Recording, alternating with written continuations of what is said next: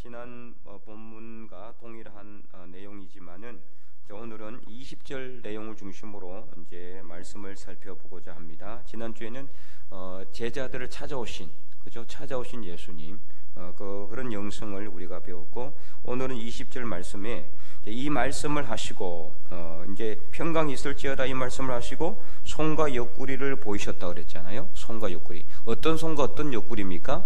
십자가에 못 박힌 손과 그리고 창에 찔린 이 옆구리를 의미하는 거죠.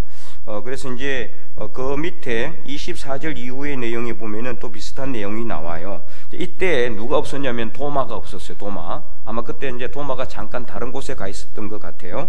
그래서 24절에 보면은 12제자 중에 하나로서 디두모라 불리는 도마는 예수께서 오셨을 때 함께 있지 아니하였는데, 25절에 다른 제자들이 그에게 이르되 우리가 주를 보았노라 하니까 도마가 이르되 내가 그의 손에 못자국을 보며, 이게 손의 못자국, 이 못자국을 의미하는 거죠. 손의 못자국을 보며 그리고 내 손가락을 그 못자국에 넣으며 내 손을 그 옆구리에 넣어보지 않고는 믿지 아니하겠노라. 그래서 예수님은 이제 원래 그 당시에 십자가형을 이제 이렇게 할 때, 십자가 형벌을 줄 때 이제 그 시체를 내릴 때요, 어떻게 하냐면 다리를 꺾어요. 왜 꺾을까요?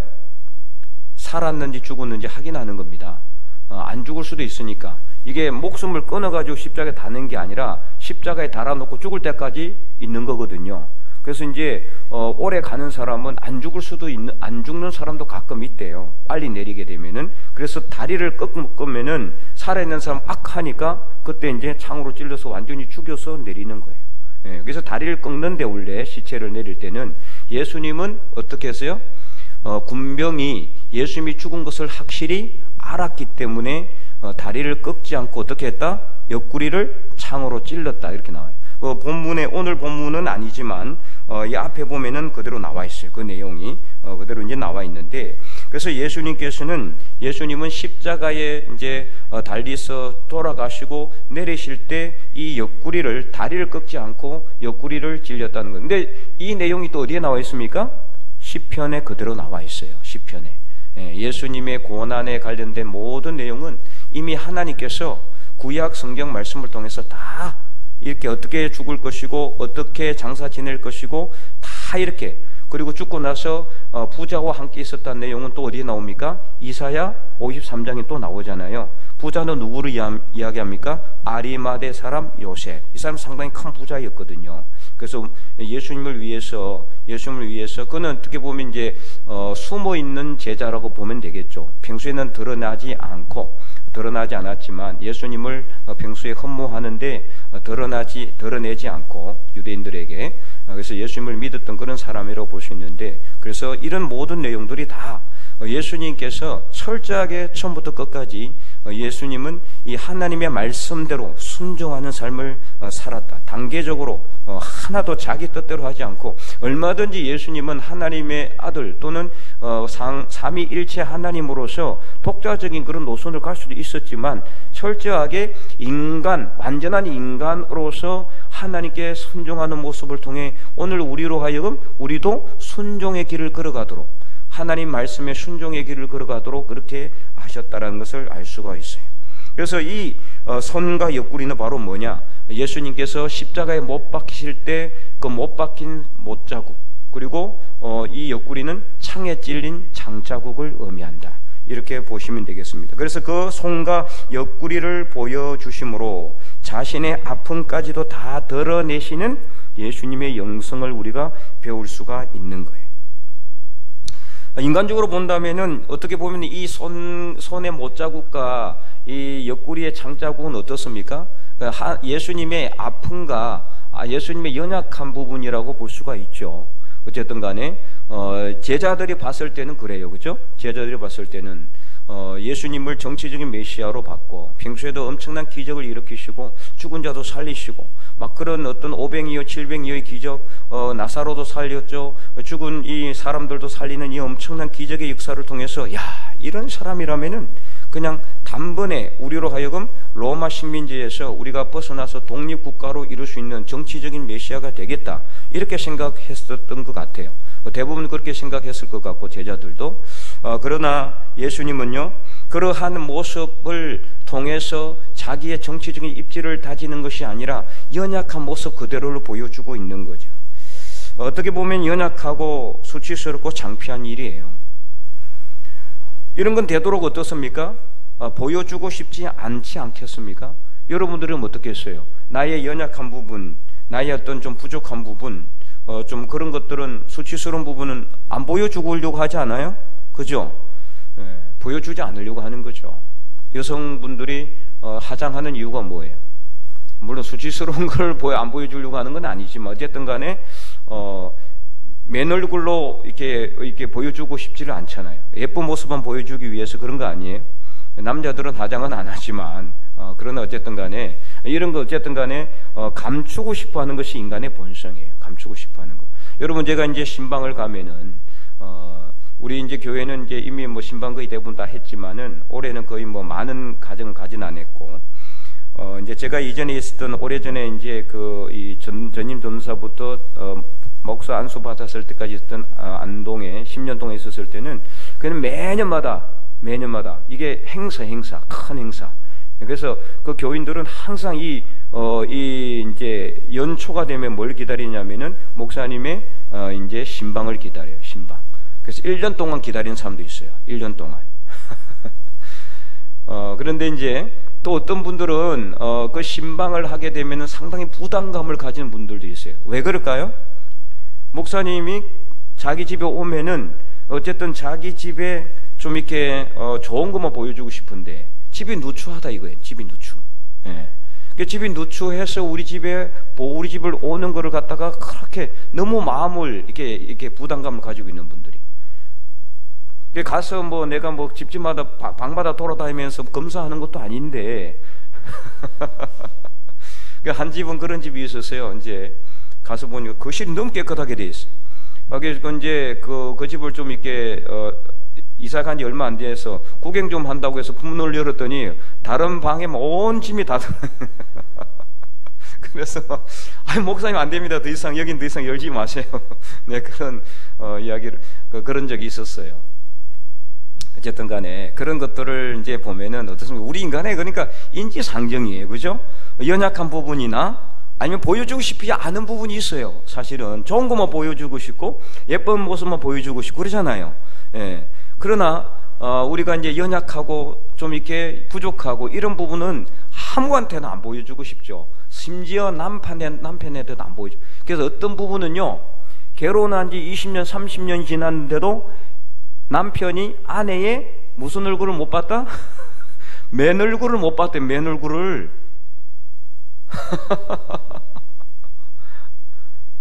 그래서 남편 잘 때 씻고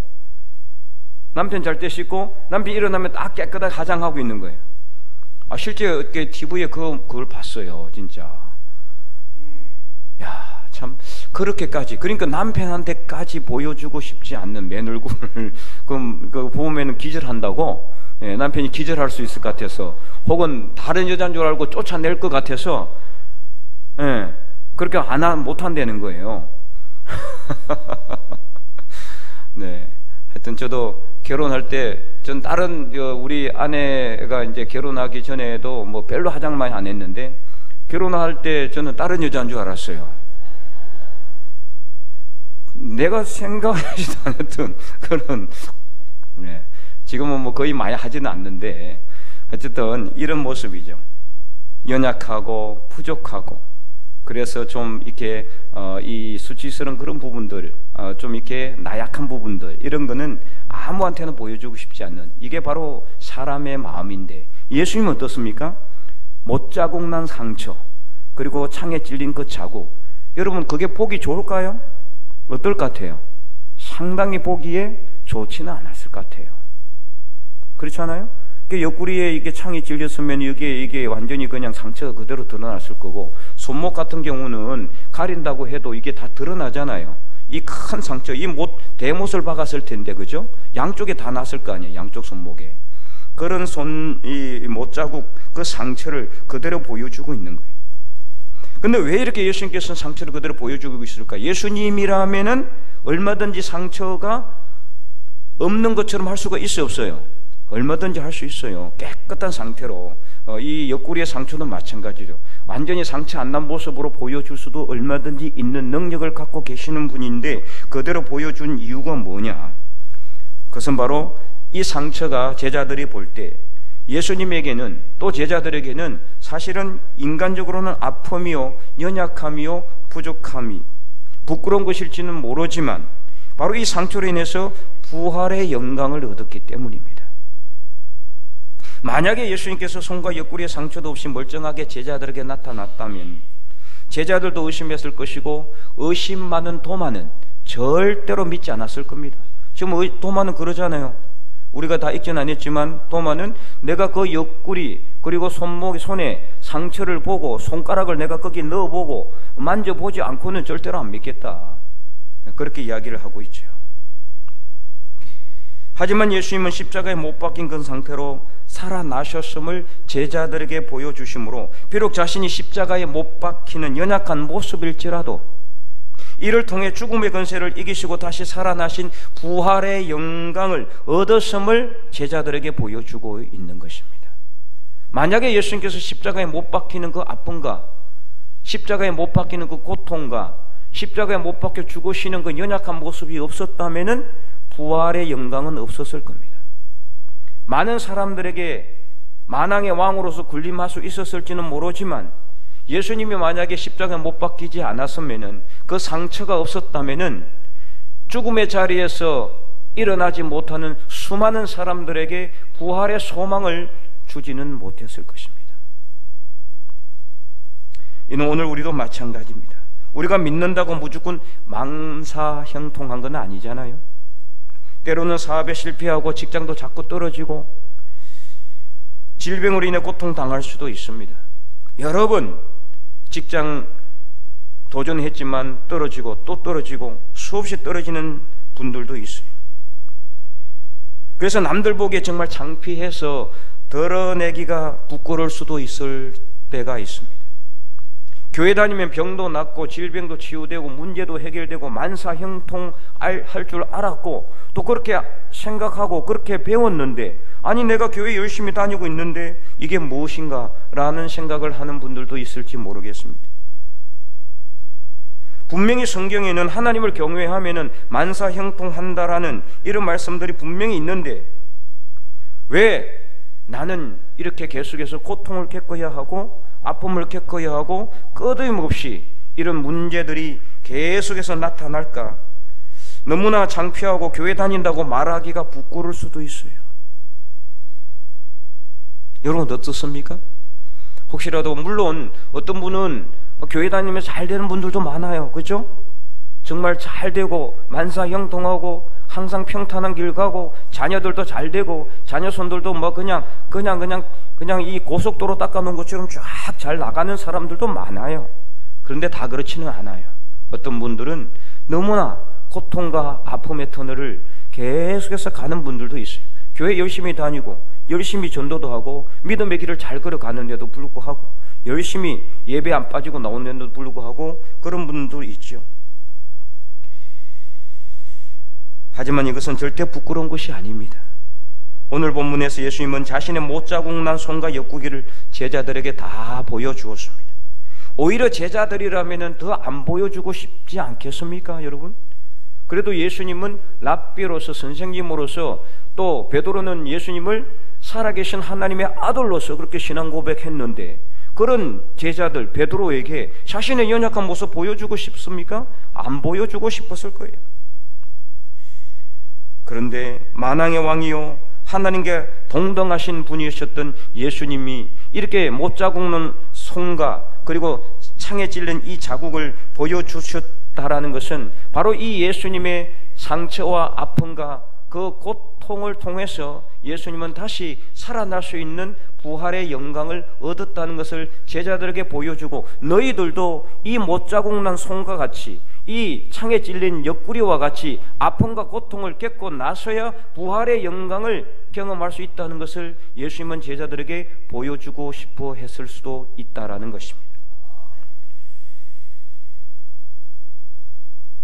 마찬가지로 오늘 우리도 비록 지금 당장은 부족하고 연약하고 질병이 끊어지지 않고 자녀들 직장 문제도 많고 여전히 해결되지 않고 이런저런 여러 가지 환난과 아픔과 고통과 또 문제가 있을지라도 여러분 이게 끝이 아니라는 것을 분명히 알아야 됩니다.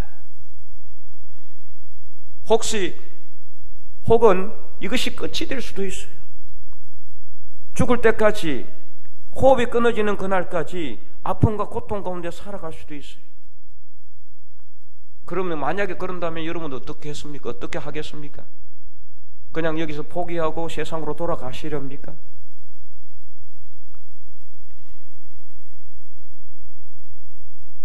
하지만 그러면 어떻습니까? 우리가 잘 먹고 잘 살기 위해서 예수 믿은 게 아니잖아요. 비록 이 땅에서 우리의 고난이 멈추지 않는다 할지라도 우리를 위해서 예비된 영원한 천국을 믿는다면 지금의 고난은 아무것도 아니라는 것을 여러분 알아야 됩니다. 그래서 평생 동안 내가 아픔과 고통 가운데 산다 할지라도 부활의 소망을 우리가 안다면은, 그것을 믿는다면은 천국에서는 절대로 아픈 것이나 곡하는 것이나 애통하는 것이 없다는 것을 믿는다면은 이 세상에서의 잠깐 동안의 아픔과 고통은 그 천국에서 영원히 누릴 그 엄청난 영광에 비하면은 아무것도 아니라는 것을 여러분 분명히 아시기 바랍니다. 그래서 고린도후서 4장 17절에는 이렇게 말씀하고 있어요. 우리도 함께 한번 찾아볼까요? 고린도후서 4장 17절 말씀, 신약성경 290면이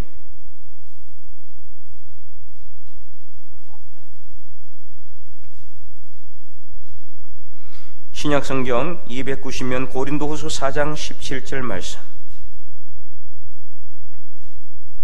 다 찾았습니까? 네, 고린도후서 4장 17절입니다. 우리 다 함께 큰 목소리로 읽어보도록 할까요? 우리가 잠시 받는 환난에 경한 것이 지극히 크고 영원한 영광에 중한 것을 우리에게 이루게 함이니. 아멘. 여러분, 이 고린도후서를 읽어보면요, 사도 바울이 얼마나 고통을 겪었는지 자세히 나와 있어요. 고린도후서 1장을 한번 읽어보세요. 나중에 집에 가서 얼마나 고통을 겪었는지. 너무나 큰 고통을 겪어서 뭐까지 잊어버렸다고요? 살 소망까지 잃어버렸다고 그러는 고백하고 있어요. 너무나 고통을 많이 겪었어요. 그래서 사도 바울은 복음을 전하다가 죽음의 위협을 수없이 느꼈어요. 강도의 위험, 강의 위험, 그리고 동족의 위험, 바다의 위험, 이런 위험들을 수없이 많이 겪었을 뿐만 아니라 그 40에 하나 감한 그런 매를 갖다가 또 여러 번 맞고 태장을 한 번 맞고 이런 여러 가지 죽음의 고통, 그리고 춥고 헐벗고 굶주리고 이런 것들을 엄청나게 수없이 많이, 그냥 이것을 그는 그래서 일주야를 갖다가 파손해 가지고 이 배에서 지내고 바다에서 지내고 이런 고통들을 수없이 많이 겪으면서 그는 살 소망까지 잃어버린 줄 알았다고 고린도후서 1장에 보면은 그는 고백하고 있어요. 이 고통과 고통의 그런 어떤 아픔을 그는 통해서 무엇을 그는 바라보았느냐? 부활의 소망을 바라봤대. 부활의 소망. 베드로도 그렇지만 여기에 나오는, 성경에 나오는 대부분의 사도들은요, 좋은 모습을 보고 죽지 않았어요. 못했어요. 이 초대교회 초기에는 어떻습니까? 다 핍박만 받았어요. 사도들은요, 핍박만 받다가 죽었어요. 늘 쫓겨다니고. 다음 주에 우리가 성지순례 가면은 이 데린쿠요라는 곳이 나오는데, 갑바도기아, 튀르키예 중앙공원 지대에 있거든요. 그 갑바도기아라는 곳이 있는데 거기에 보면은 데린쿠요라고 지하 도시가 있어요. 동로마 이 그리스도인들이 이 이슬람의 그 박해를 피해 가지고 이곳에 와 가지고 프리기아인들이 그 전에 파놨던 동굴을 더 확장해 가지고 지하 수십 미터까지 이렇게 굴을 파서 그 미로를 만들어 놓고 그 안에 병원도 있고 학교도 있어요. 근데 빛이 하나도 안 들어오고. 거기 가보면, 야, 도대체 여기서 어떻게 살았는지, 그 기적일 수밖에 없는. 그래서 그 사람들이 밖에 놓으면 하얗대요.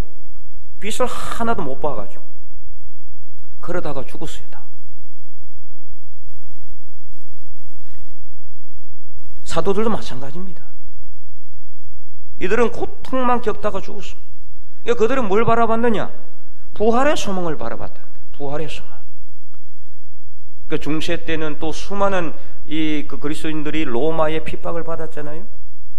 나중에 콘스탄티누스 황제 때 겨우 이 기독교 공인이 일어나고 종교의 자유를 얻었지만 그 전까지는요 엄청난 박해를 받았어요. 특히 네로 황제 때 로마에 불이 났는데 그 화재 사건을 갖다가 이유를 다 그 기독교인들한테 덮어 씌워가지고 수많은 그리스도인들이 거기에 몰려가지고 잡혀가지고 죽고 사자굴에 던져지고 운행 경기장에 사자 풀어가지고 그리스도인들을 내어보내서 다 잡아먹게 하거나 이런 수많은 고통과 고난을 순교를 갖다가 너무 많이 당해가지고 그때는 누가 순교 당했는지 알 수 없을 정도로 화형에 처하기도 하고요. 여러분 불에 타 죽는 거예요.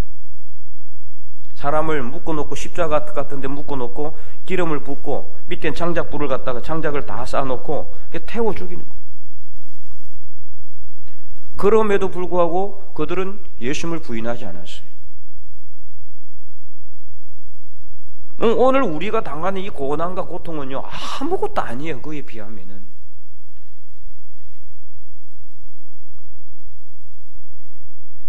그래서 오늘 우리가 이 예수님께서 이 십자가에 못 박히셨을 때 그의 못자국 난 그 이 손과 그 다음에 창에 찔린 옆구리를 제자들에게 보여주신 것이 바로 그런 뜻입니다.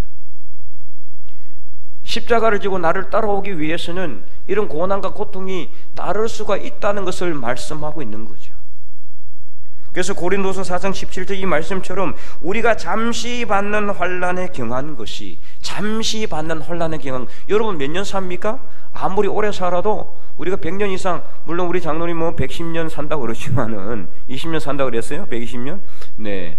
근데 어떻게 될지는 아무도 모르지만은 그죠? 그렇게 해봤자 긴 시간이 아니죠. 영원한 하나님 나라 천국의 삶에 비하면은 아주 작고 짧은 시간. 그래서 환난에 아주 경한 것이 아주 약한 것이 지극히 크고 영원한 영광에 중한 것. 그게 뭡니까? 부활의 천국에서 부활의 산 소망을 가지고 부활의 소망을 가지고 천국에서 영원토록 누구랑? 하나님과 함께 하나님을 영원토록 찬양하면서 사는 그 영원한 영광에 중한 것을 아주 대단한 그런 위대한 하나님 나라의 그런 부활의 삶을 생각한다면은 이 시간에 이 땅에서 우리가 받는 아주 작은 아주 짧은 그런 환난에 경한 것은 아무것도 아니라는 것을 오늘 우리는 알아야 된다는 겁니다.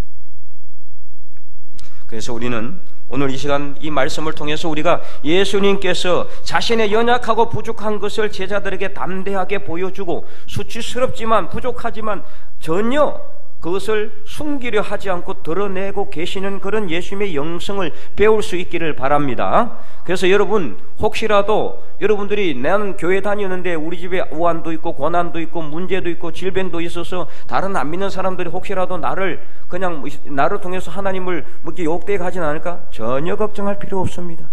오히려 그런 다른 안 믿는 사람들은요, 야, 저 사람은 정말 저렇게 고난이 있고 고통이 있는데도 포기하지 않고 교회 다니는구나. 오히려 존경하게 돼 있어요.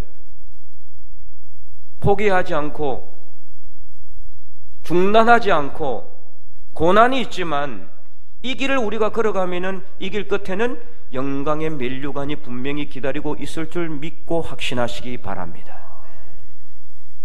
무엇보다도 이로 인해 우리가 멸망하지 않는다면 하나님께서는 분명히 우리에게 이 고난을 견딜 수 있는 힘과 능력도 주신다. 그래서 고린도전서 우리 후서 봤잖아요. 앞으로 좀 더 넘기면 고린도후서 10장 보면은 13절 말씀에 분명히 이런 말씀이 있어요. 고린도전서 10장 13절 말씀, 신약성경 275면입니다. 고린도전서 10장 13절, 네, 고린도전서 10장 13절 신약성경 275면 다 찾았습니까? 네, 고린도전서 10장 13절. 네, 다 찾았으면은 우리 큰 목소리 읽어보도록 하겠습니다. 사람이 감당할 시험 밖에는 너희가 당한 것이 없나니 오직 하나님은 미뻐사 너희가 감당하지 못할 시험 당함을 허락하지 아니하시고 시험 당할 즈음에 또한 피할 길을 내사 너희로 능히 감당하게 하시느니라. 아멘. 여러분 이 말씀 믿습니까? 그래서 고난이 있고 아픔이 있으면은 여러분 하나님께 기도하세요. 계속해서 하나님 앞에 기도하는 겁니다. 언제까지요? 될 때까지 해야 돼. 될 때까지. 이게 하나님의 뜻이에요. 하나님의 뜻. 데살로니가전서 5장 17절 쉬지 말고 기도하라. 그래서 이것이 그리스도 예수 안에서 너희를 향하신 하나님의 뜻이라고 했잖아요. 그래서 하나님의 뜻이에요. 끝없이 우리가 포기하지 않고 중단하지 않고 하나님 앞에 기도하는 것. 고난의 삶이 있어도 문제가 있어도 아픔이 있어도 고통이 있어도 포기하지 말고 예수 그리스도를 생각하면서 우리가 이 믿음의 길을 부지런히 달려가서 이 믿음의 길 끝에 기다리고 계시는 영광의 면류관을 갖고 계시는 하나님을 바라보며 예수님을 바라보며 오늘도 우리가 이 사순절에 예수님을 생각하면서 이 믿음의 길을 고난이 있을지라도 끝까지 중단하지 않고 걸어가는 달려가는 저와 여러분의 삶이 될 수 있기를 주님의 이름으로 간절히 축원드립니다.